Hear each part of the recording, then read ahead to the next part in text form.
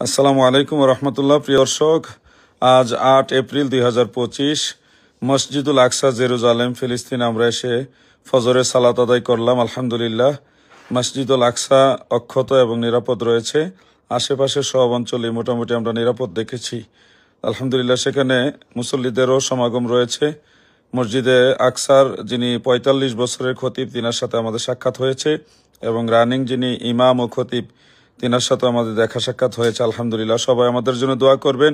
আমরাও সারা দেশবাসীর জন্য দোয়া করছি। আলহামদুলিল্লাহ, আমরা আল আকসা মসজিদের প্রধান গেট পর্যন্ত পৌঁছে গেছি। বাকিটা আমরা ইনশাল্লাহ সকালবেলা, আমাদের অনুমতি নাই, তারপর শুধু সামান্য একটা অংশ আমাদের অনুমতি দিয়েছে।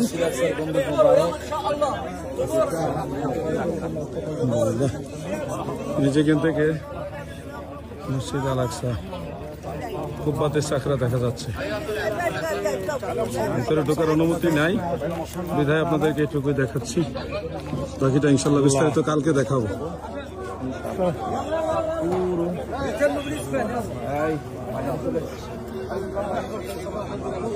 আমরা এখন ফিলিস্তিনের অন্তর্ভুক্ত ইলাদ অঞ্চলের মধ্যে রয়েছি, যেখানে হযরত মুসা আলাইহিস সালামের মাজার রয়েছে। কিছুক্ষণ পূর্বেই ফিলিস্তিনে প্রবেশ করেছি। আলহামদুলিল্লাহ, আমরা এখন মুসা আলাইহিস সালামের জিয়ারতে মাকানের দিকে যাব, তারপরে সেখান থেকে মসজিদুল আকসায় যাব। এরপরে আপনাদের সাথে সরাসরি লাইভে কথা বলবো ইনশাআল্লাহ। বর্তমানে রয়েছে ইলাদ।